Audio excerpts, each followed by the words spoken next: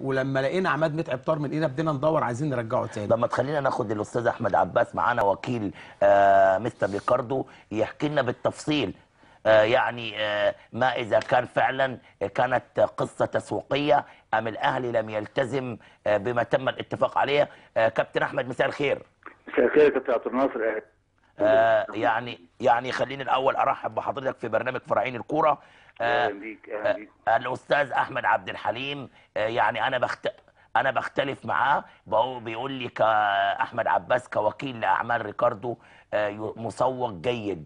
انا بقول له ولكن الاهلي كان يحتاج الى ريكاردو. حقيقه الموضوع هل كان في اتصالات ولا الموضوع كان تسويقي؟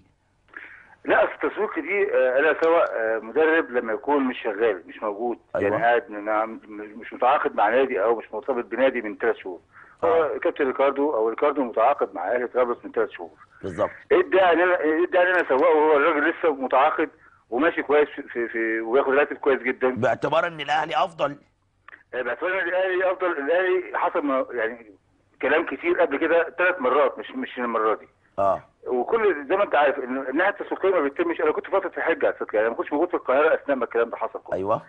لكن انا وانا موجود هناك احد الشخصيات ولازم اركز في الحته دي لان الناس الاعلام برضو خلط الامور كلها ببعضها. اتفضل. ان في احد الشخصيات الهامه جدا والمقربه جدا لمجلس الاداره بيكلمني بيجس النبض واقع ريكاردو ايه دلوقتي وموجود فين، شروطه ايه، ظروفه ايه. لازم يسال النهارده لما يكون في احد المدربين مرشح لنادي، بطبيعه الحال الشخصيات المهمه بتتصل بالوكيل بتاعه عشان تعرف ايه ظروفه، ايه موقفه، وضعه ايه في التعاقد بتاعه. ده شيء طبيعي لكونه مرشح وليس لكونه انه جاي. ده مش تفاوض. النهارده لما بيجي يسالوني يا جماعه هو ظروفه كذا وكذا وكذا ومتعاقد وبس. لكن النهارده لما اجي اقول انا هسوقه ولا هسوقه ليه؟ ما هو موجود. دي مش اول مره النادي الاهلي او احد او الناس الشخصيات الهامه بالنادي الاهلي. انت عارف النادي الاهلي دايما لا كابتن الخطيب ولا كابتن حسن بيتكلموا مباشره الا بعد ما بيكون في اجتماع مجلس اداره وبيتناقشوا وبعد كده يبتدي يتكلموا. ما قبل ذلك كل انديه العالم بتبتدي تتصل بالوكيل او بالمدرب عشان يشوفوا ظروفه ووضعه ايه، وكل الامور دي لازم يبقى. اذا يا كابتن احمد هذه النقطه فهمت تماما. تم الاتصال بيك عن طريق سين من الناس ايا كان اسمه لا يعنينا، ولكن قل لنا حقيقه الاتصالات التي تمت بشان التعاقد مع ريكاردو مديرا فنيا للنادي الاهلي خلال الساعات الماضيه. والله كل الحكايه انه برضه كلامهم ان ريكاردو اقرب المرشحين لتدريب النادي الاهلي. ايوه. وان هو اقرب لظروف اللي عارف كويس قوي فرقه النادي الاهلي وظروف الدوري المصري. ومش عايز اقول برضه اسماء، لكن بعض الاسماء اللي جوه الفرقه وجوه النادي قالوا ان معظم اللاعبين كان طلبهم ان هم يكونوا ريكاردو موجود. ماشي. لكن ده شيء برضو انا لغايه اخر لحظه ما بقدرش اقول ان الموضوع جدي لانه ده مجرد ترشيح. الاهلي هو دلوقتي هياخد قرار. يمكن انا حسيت موضوع الراتب الكبير اللي بياخده ريكاردو. ايوه. وانا ما كانش كبير قوي، وبرضه شرط انه في شرط جزائي موجود.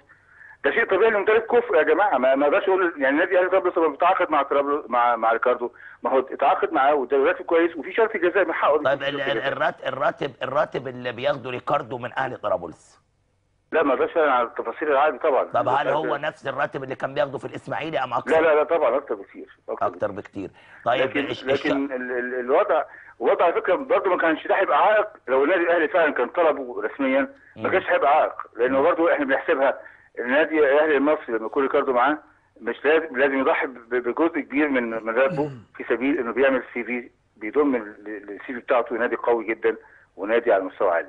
اذا على مسؤوليه الكابتن احمد عباس ريكاردو مرشحا فقط وليس هناك اتصالات جاده بين اداره النادي الاهلي وريكاردو. بشكرك شكرا جزيلا، وعايز اقول للساده المشاهدين ان اقوى اللاعبين الذين تحدثوا في حق ريكاردو كان شريف عبد الفضيل. اتفضل يا استاذ. لا